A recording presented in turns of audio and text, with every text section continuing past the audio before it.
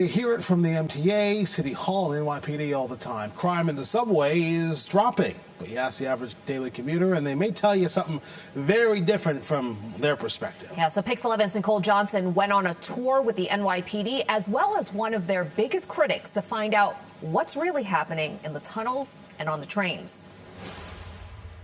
Everyone fears crime in the subway, especially when there's random acts of violence.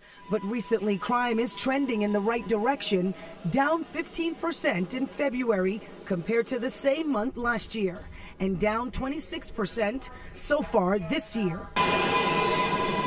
The NYPD has flooded the system with thousands more officers and is positioning them in areas where crime is happening, something that seems to be paying off. We saw a very specific trend. 78% of our crime happens on the platforms on the trains. So we took our officers and redeployed them to do train patrol, as well as to cover the platforms, and it's really worked out very well for us. The goal?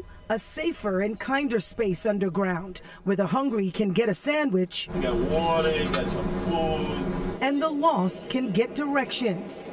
We saw both spending time with Curtis Sliwa, founder of the Guardian Angels, and NYPD's Chief of Transit, Joseph Galata. Both men have their differences, but both are doing this work for New Yorkers. In downtown Brooklyn, Chief Galata tells us communication is playing a big part in cracking down on crime. We track everything, and if a crime occurs, we'll get pictures out right away. And when we get those pictures out, we're able to identify, hey, this just happened in the Bronx, this robbery. Hey, that's the same crew of people we saw doing it in Brooklyn. Oh, wait, I have 2 of those in Queens. But regardless of what the NYPD is doing, Sliwa, who is also a mayoral candidate, is highly critical. The NYPD says crime is down. There's nobody here who rides the subway morning, noon, and night who thinks the crime is down. Sliwa started the Guardian Angels back in 1979 amid a fiscal crisis in the city. A group of unarmed volunteers patrolling the city and subway system when crime was spiraling out of control. Over the years, it went from hundreds to thousands of members. At one point, it scaled back its efforts, but went back to patrolling the subway system in 2000. We flooded the system. And not just to make people safe, but also to help the homeless and emotionally disturbed people who live on the trains. We give them socks and gloves and food and water.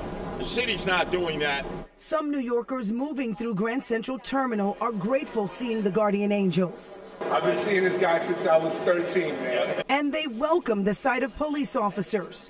But officers can't be patrolling everywhere all the time. So the perception of crime has not changed much, even with promising statistics. The perception piece of it is I agree with.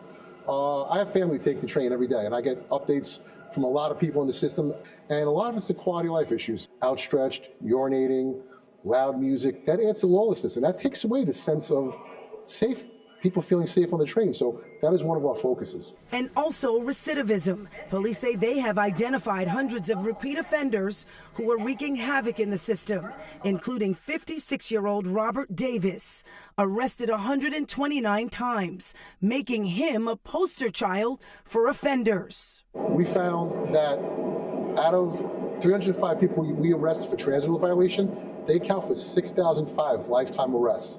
That's an average of 20 arrests per person. So that's your recidivists. Those are the people committing your crimes. In the meantime, both sides say they will continue to keep a watchful eye on the subway system, even if they almost never see eye to eye.